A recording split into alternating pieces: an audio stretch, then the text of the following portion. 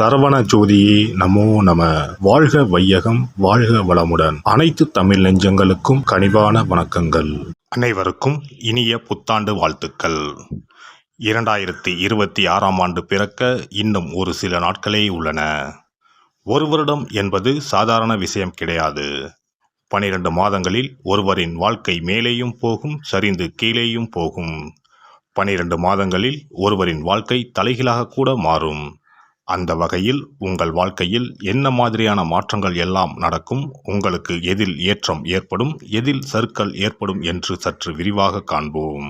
இந்த ஆண்டின் தொடக்கத்தில் கிரகநிலைகள் என எடுத்துக்கொண்டால், குடும்பஸ்தானத்தில் சந்திர பகவானும், சகோதரஸ்தானத்தில் குரு பகவானும், புத்திரஸ்தானத்தில் கேது பகவானும், பாக்கியஸ்தானத்தில் சூரியன், செவ்வாய், புதன், சுக்கிர பகவானும் உள்ளனர்.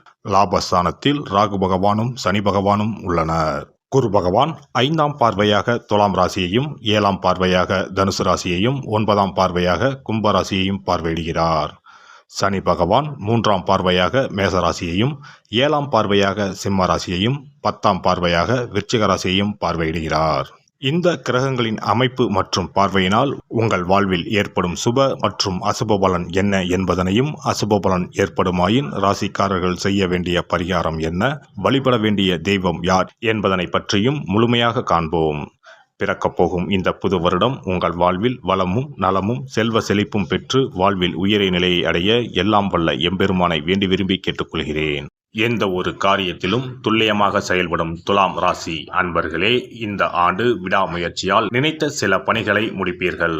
புதிய வாகனம் மற்றும் வீடு வாங்குவதற்கான வாய்ப்புகள் ஏற்படும். பூர்வீக சொத்துக்களில் இருந்த பிரச்சனைகள் சுமூகமாக முடியும். புதிய நபர்களின் வருகை மற்றும் அறிமுகம் கிடைக்கும். திட்டமிட்ட காரியத்தில் எண்ணிய இலக்கையும் லாபத்தையும் அடைவீர்கள். எதிர்காலம் மற்றும் அதை சார்ந்த சேமிப்புகள் பற்றிய சிந்தனைகள் மேம்படும். தடைப்பட்டு கொண்டிருந்த செயல்களை செய்து முடிப்பதற்கான சூழல் ஏற்படும். மனதில் சில நேரங்களில் ஏற்படும் எண்ணங்களை மற்றவர்களிடம் பகிர்ந்து கொள்வதன் மூலம் தெளிவு கிடைக்கும். பணிகளில் இருப்போருக்கு எதிர்பாராத இடமாற்றம் நேரலாம். சகோதர சகோதரிகளிடம் விட்டு கொடுத்து நடந்து கொள்ளுங்கள். பணிபுரிவோருக்கு இந்த ஆண்டு எதிர்பாராத புதிய வாய்ப்புகள் மற்றும் புதிய தொழில்நுட்பம் சார்ந்த விஷயங்களை பற்றிய புரிதல் உண்டாகும். பணிகளில் இருந்து வந்த நெருக்கடியான சூழ்நிலைகள் குறையும். வயதிலும் அனுபவத்திலும் குறைவாக இருப்பவர்களிடம் சூழ்நிலைக்கு ஏற்ப விட்டு கொடுத்து செல்வது உங்கள் மீது நன்மதிப்பை மேம்படுத்தும். தேவையற்ற செயல்பாடுகளில் தலையிடுவதை தவிர்ப்பதன் மூலம் நற்பெயர் அதிகரிக்கும். வியாபாரிகளை பொறுத்தவரை இந்த ஆண்டு வியாபாரத்தை அடுத்த நிலைக்கு கொண்டு செல்வதற்கான வாய்ப்புகள் கிடைக்கும். மற்றவர்களின் கருத்துக்களில் உள்ள உண்மைகளை புரிந்து முடிவுகளை எடுப்பது அவசியம். வர்த்தக விஷயங்களில் ஆலோசனை பெற்று செயல்பட வேண்டும். கடன் சார்ந்த சில விஷயங்களில் விவேகத்துடன் செயல்பட வேண்டும். பெண்களை பொறுத்தவரை இந்த ஆண்டு தம்பதிகளுக்கிடையே அன்பு அதிகரிக்கும். புதிய வீடு வாங்குவது தொடர்பான சிந்தனைகள் மேம்படும். நண்பர்கள் மற்றும் நெருக்கமானவர்களுக்கு உதவும் போது சிந்தித்து செயல்படவும். மற்றவர்களுக்கு ஆலோசனை கூறுவதை குறைத்து கொள்ளவும்.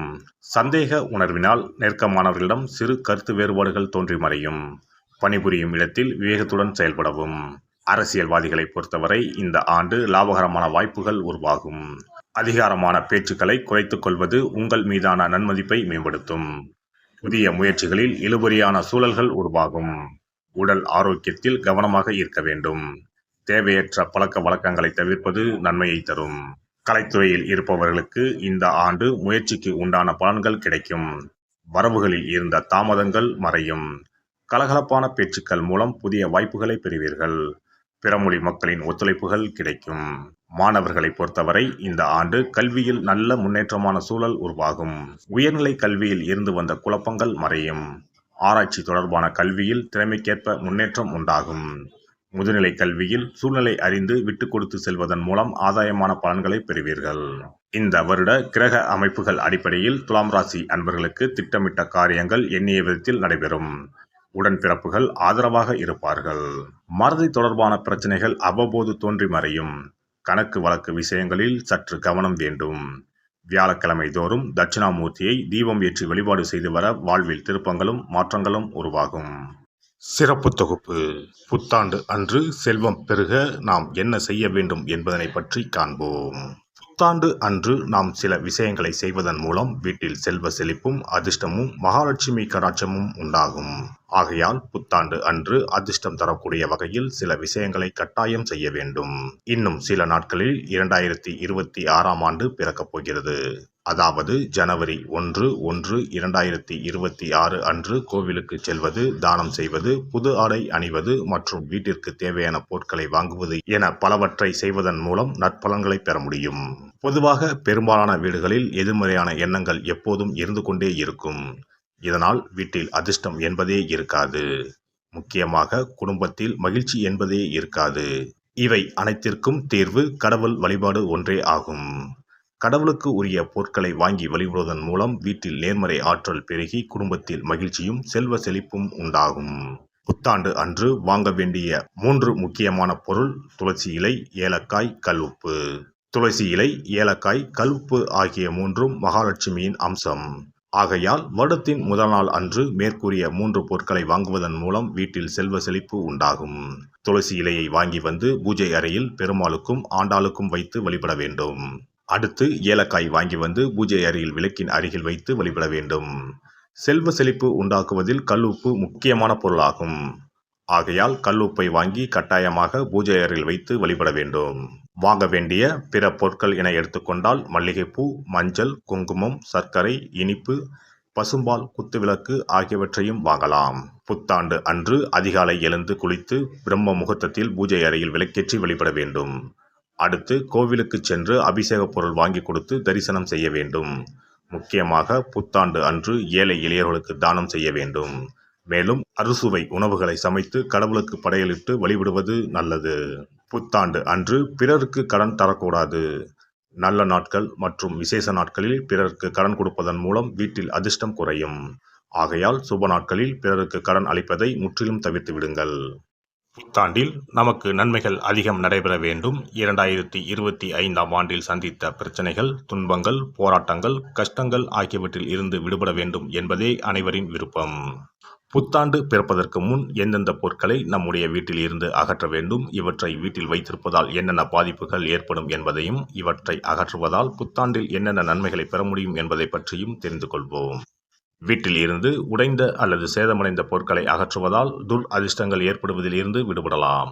இவைகள் எதிர்மறை ஆற்றல்களை எளிதில் ஈர்க்கக்கூடியவையாகும். உடைந்த பொருட்கள், பழுதான சாதனங்கள், விரிசல் விழுந்த கண்ணாடி, உடைந்த நாற்காலி ஆகியவற்றை வீட்டில் இருந்து அப்புறப்படுத்திவிட்டு புதியவற்றை வாங்கலாம். நல்ல நிலையில் இருக்கும் பொருட்களாக மாற்றுவதால் வளர்ச்சி, நேர்மறை ஆற்றல்கள் ஏற்படும். பழைய துணிகள், புத்தகங்கள், பாத்திரங்கள் ஆகியவற்றை வீட்டில் இருந்து வெளியேற்றி விடலாம்.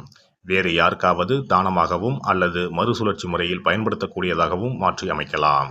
இதனால் நேர்மறையான விஷயங்கள் எப்போதும் வீட்டில் நடந்து கொண்டே இருக்கும். தேங்கிய நீர், காய்ந்த பூக்கள் ஆகியவற்றை வீட்டில் இருந்து தூக்கி எறிவதால் எதிர்மறை ஆற்றல்கள் வீட்டில் பரவுவதை தடுக்கலாம். புதிதாக இருக்கும் மலர்கள், புதிய தண்ணீர் ஆகியவற்றால் வீட்டில் எப்போதும் புத்துணர்ச்சி நிறைந்திருக்கும், மகிழ்ச்சி மலரும். காலாவதியான உணவுப் பொருட்கள், மருந்துகள், அழகு சாதன பொருட்களை வீட்டில் வைத்திருப்பதால் வீட்டில் தேக்க நிலை, எதிர்மறையான சூழல் இருந்து கொண்டே இருக்கும். இதனால் வீட்டில் அடிக்கடி நோய்களும் வந்து கொண்டே இருக்கும். ஆரோக்கியமான சூழலை வீட்டில் உருவாக்கவும், புதிய வாய்ப்புகள், நல்ல விஷயங்கள் தேடி வருவதற்கும் காலாவதியான பொருட்களை அகற்றிவிட்டு சுத்தமான காற்று, ஆற்றல் வந்து செல்லும் வகையில் வீட்டை காற்றோட்டம் உள்ளதாக வைத்திருக்க வேண்டும்.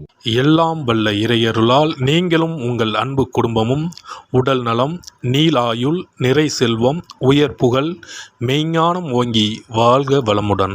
இந்த வீடியோ பதிவு உங்களுக்கு பிடித்திருந்தால் லைக் பண்ணுங்க, கமெண்ட் பண்ணுங்க, ஷேர் பண்ணுங்க, மறக்காம சப்ஸ்கிரைப் பண்ணுங்க, பக்கத்துல இருக்கிற பெல் பட்டனை கிளிக் பண்ணுங்க. நன்றி, வணக்கம். ஓம் நமச்சிவாய. சிவாய நம.